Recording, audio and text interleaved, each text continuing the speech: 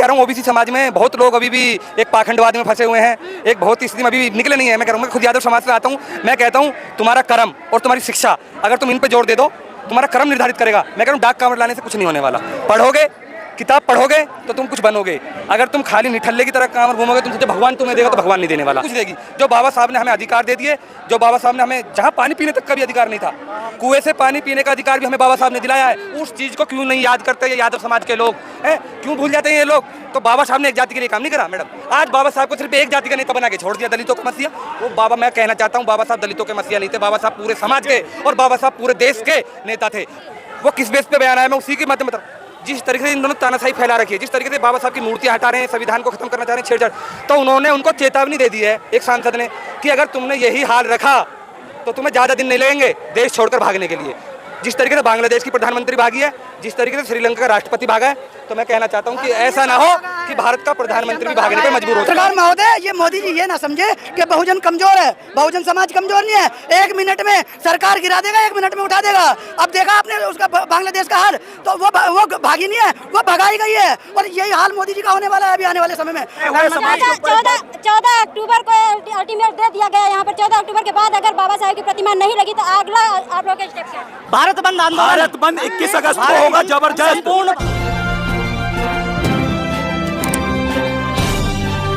आप देख रहे हैं पब्लिक आवाज टीवी।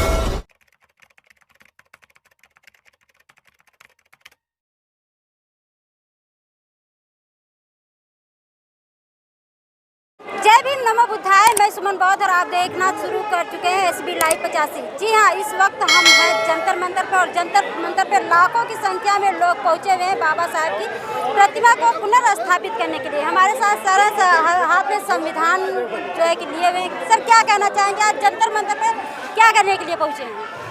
देखिए, पूरे देश की जनता को पता है पूरे देश में क्या चल रहा है, ये भी सब जानते हैं। इन्होंने संसद भवन से डॉक्टर भीमराव अंबेडकर की प्रतिमा को हटा दिया गया है, ठीक है। मैं कहना चाहता हूँ, इन्होंने बाबा साहब की प्रतिमा को हाथ नहीं लगाया है, इन्होंने पूरे 85% की आवाज़ को हाथ लगाया है। इन लोगों ने पहले संविधान के साथ छेड़छाड़ करना चाहते थे, फिर इन्होंने बाबा साहब की मूर्ति, ये हमारे आंदोलन को, ये हमारी क्रांति को चेक करना चाहते हैं कि यहाँ कहाँ तक जा सकते हैं।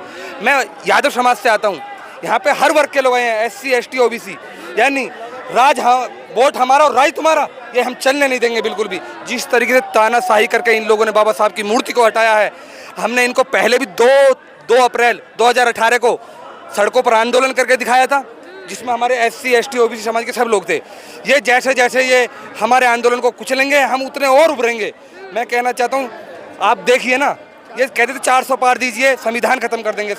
आप 400 पार दीजिए, हम आरक्षण खत्म कर देंगे, हैं। तो मैं आपके माध्यम से कहना चाहता हूँ, ये हाथ तो ला के दिखाएं हमारे संविधान को एक बार। जिस तरीके से पहले ईंट में ईंट बजाई थी, हम इनको दोबारा भी वही चीजें करके दिखा देंगे, ठीक है। अब हमने भैंस चराना नहीं, अब हमने कलम चलानी, अब हमने कलम चलानी। आप कह रहे हैं कि चेक करना, जो है चेक कर रहे हैं, चेक करते करते संविधान में छेड़छाड़ की, पार्लियामेंट संसद भवन से बाबा साहब की प्रतिमा हटा देगी।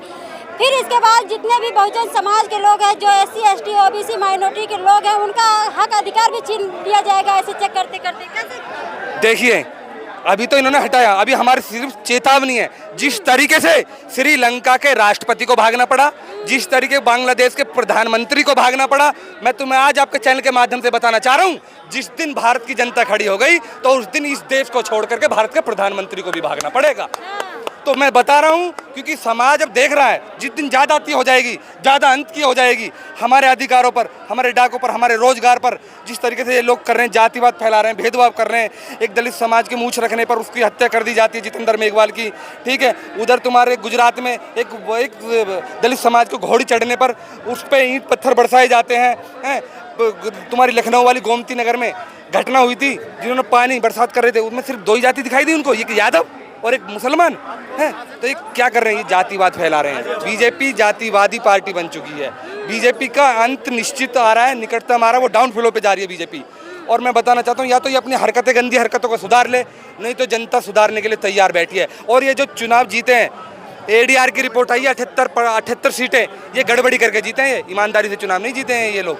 78 सीटें गड़बड़ी करके जीते हैं, ADR की रिपोर्ट आई है। सुप्रीम कोर्ट से जो है कि जो जजमेंट आया है SC/ST OBC में जो वर्गीकरण किया गया है उस पर आप क्या कहेंगे? मैडम ये सब बांटने की, दलितों को बांटने की राजनीति है बस, इसके अलावा और कुछ नहीं है।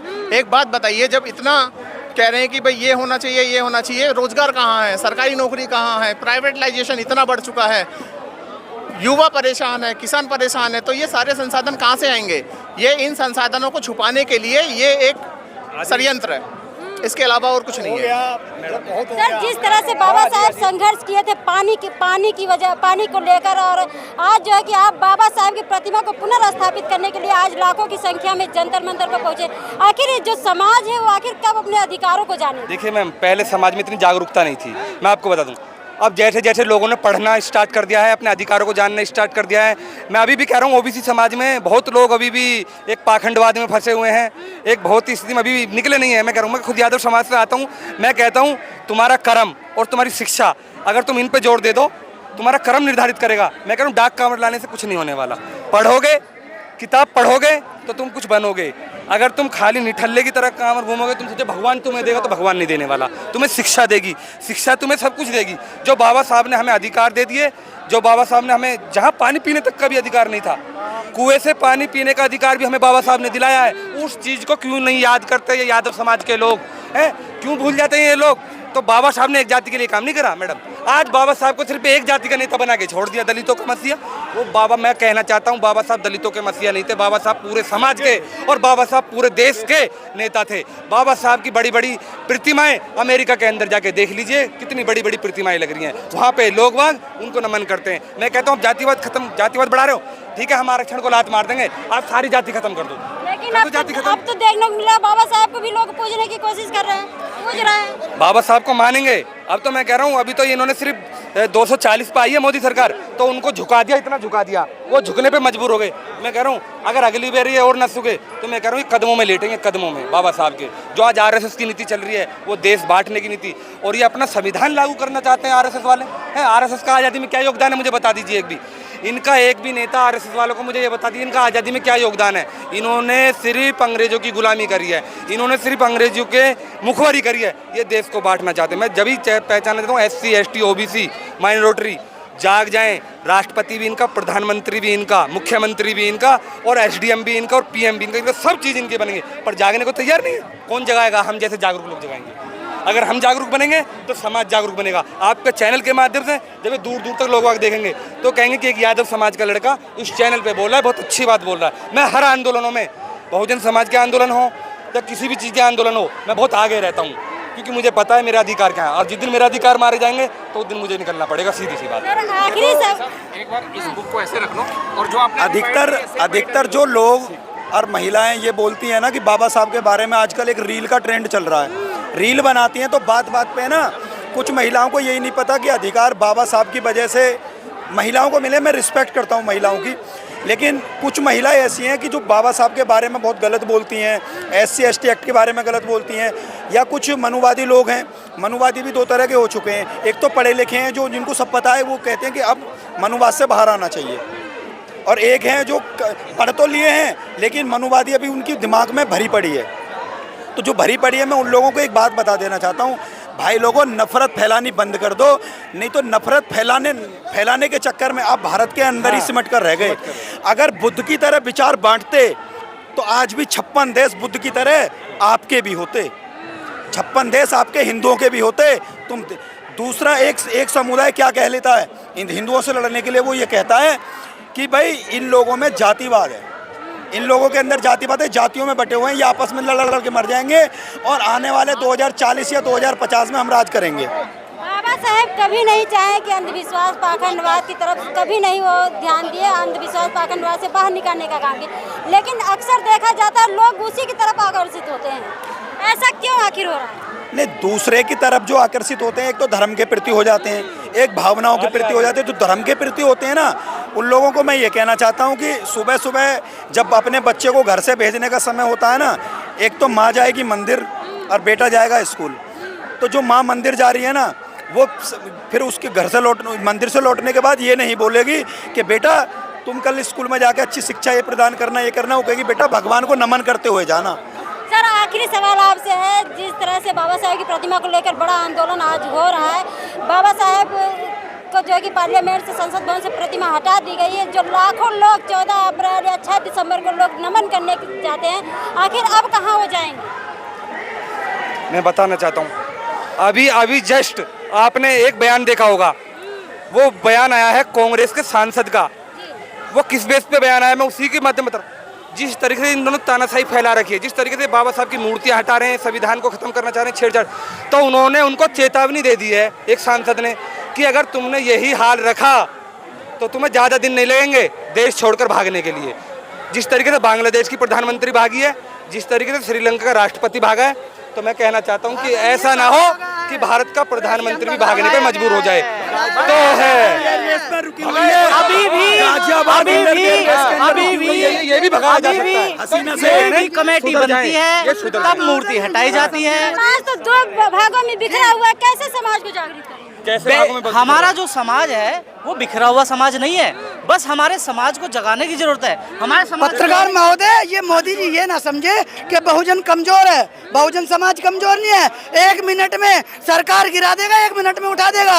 अब देखा आपने उसका बांग्लादेश का हाल, तो वो भागी नहीं है, वो भगाई गई है। और यही हाल मोदी जी का होने वाला है अभी आने वाले समय में। अगर जी बिल्कुल दे रहे हैं चेतावनी, अगर नहीं बाजे तो ऐसे ही संघर्ष होता रहेगा, ऐसे ही आंदोलन किया जाएगा, सड़कें जाम करे जाएगी और हमारा ही तो वो रहेगा इसमें। वही देश के 14 अक्टूबर को अल्टीमेट दे दिया गया यहाँ पर। 14 अक्टूबर के बाद अगर बाबा साहेब की प्रतिमा नहीं लगी तो अगला आप लोगों के स्टेप क्या है? भारत बंद आंदोलन। भारत बंद 21 अगस्त को होगा, जबरदस्त। संपूर्ण भारत 2 बंद अप्रैल का से ज्यादा। आंदोलन। हमें संघर्ष करना सिखाया है, हम संघर्ष के आदी हैं, हम संघर्ष के आदी हैं, संघर्ष करना जानते हैं।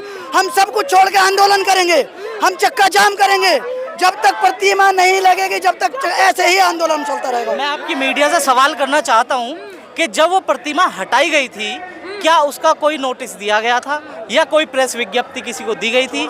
ये रातों रात हटाने का मतलब यानी कि इस सरकार के अंदर, उन नुमाइंदों के अंदर थोड़ा डर है। अगर तरीका बाबा साहब का जो विचार था उससे डर रहे हैं क्या? ये लोग किसी भी चीज से डर रहे हो, लेकिन बाबा साहब के लोग। प्रतिमा ऐसे हटाई गई जैसे गांव में खेतों से मोटर चुरा ली गई हो समरसीबल की, रातों रात प्रतिमा हटाई गई हो। अरे दिन में करके देखते फिर बताते क्या होता है। जब इनको पता चलता कैसे मूर्ति हटाई जाती है, कैसे स्थापित करी जाती है। जब तक मूर्ति स्थापित नहीं होगी, बाबा साहब की स्टैचू स्थापित नहीं होगी, जब तक बहुजन जागा रहेगा, जब तक चुप नहीं बैठेगा। 2 अक्टूबर फिर दोहराएंगे? बिल्कुल दोहराएंगे, 2 अक्टूबर बिल्कुल दोहराएंगे। फिर से होगा। हम उस समय भी बिल्कुल सामने थे और अब भी सामने हैं, बिल्कुल कह रहे हैं वही दोहराया जाएगा जो 2 अप्रैल में हुआ था। 2 अप्रैल तो आप देख सकते हैं कि किस तरह से लोगों के अंदर आक्रोश भरा हुआ, किस तरह से लोगों के अंदर गुस्सा है। जिस तरह से बाबा साहेब ने इन लोगों को अधिकार दिया था, उस अधिकार को खत्म किया जा रहा है, इतिहास को खत्म किया जा रहा है। इन लोगों की बातों से आप लोग कितना सहमत है, कमेंट बॉक्स में देना ना भूलें। मैं आपके साथ सुमन बहुत, SB लाइव 85 से।